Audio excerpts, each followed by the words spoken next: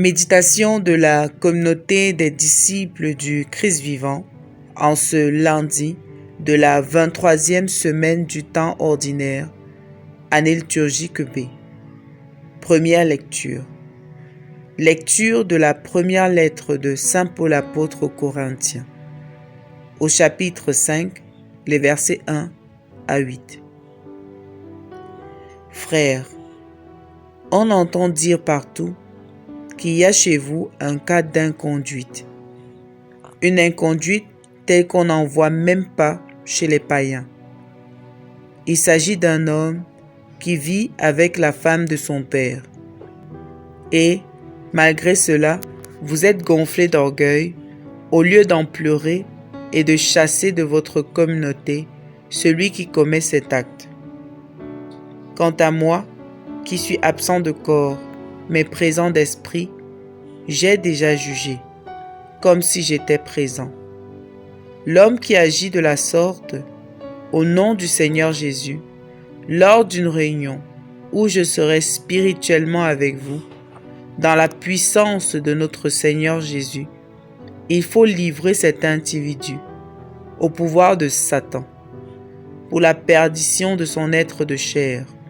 Ainsi, son esprit pourra être sauvé au jour du Seigneur. Vraiment, vous n'avez pas de quoi être fiers. Ne savez-vous pas qu'un peu de levain suffit pour que fermente toute la pâte? Purifiez-vous donc des vieux ferments, et vous serez une pâte nouvelle, vous qui êtes le pain de la Pâque, celui qui n'a pas fermenté.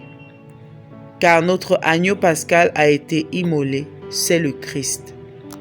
Ainsi, célébrons la fête, non pas avec de vieux ferments, non pas avec ceux de la perversité et du vice, mais avec du pain non fermenté, celui de la droiture et de la vérité.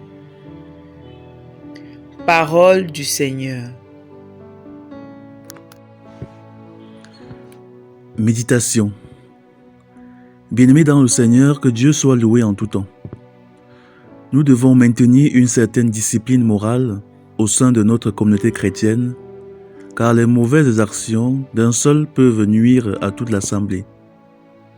Dans la première lecture que nous avons écoutée, Paul s'adresse à la communauté chrétienne de Corinthe. Il dénonce un cas d'immoralité sexuelle. Un membre de cette communauté entretient une relation avec la femme de son père. En reprochant à l'Église de ne pas avoir réagi avec fermeté, Paul exige que cet homme soit livré à Satan, c'est-à-dire mis à l'écart, excommunié, afin de protéger la pureté morale de l'Église. Car, tout comme un peu de levain fait lever toute la pâte, un seul péché peut corrompre toute l'assemblée. Cet acte est, selon Paul, inacceptable, car même chez les païens, il s'agit d'une immoralité condamnable.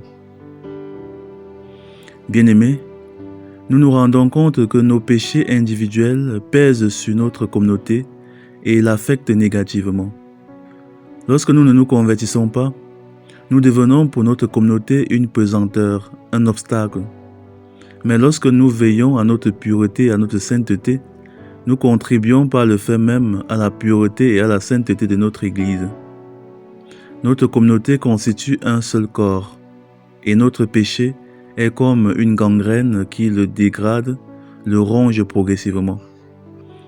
Lorsqu'une gangrène est diagnostiquée sur un corps, il faut la soigner avant qu'elle n'affecte tout l'organisme. Aujourd'hui, notre communauté chrétienne entretient une certaine impureté morale et spirituelle. Au nom de la miséricorde de Dieu, tout semble être devenu permis.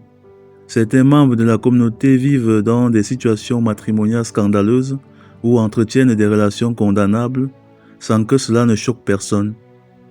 Le responsable de la communauté est souvent au courant, mais choisit de garder le silence. Parfois, toute la communauté est informée, mais personne ne dit rien.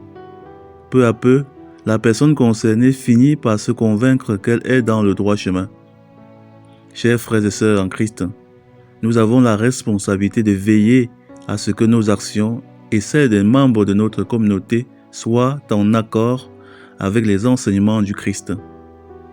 Lorsque des comportements vont à l'encontre de ces principes, il est de notre devoir, avec amour et sagesse, de corriger ces comportements pour le bien de la personne et de la communauté.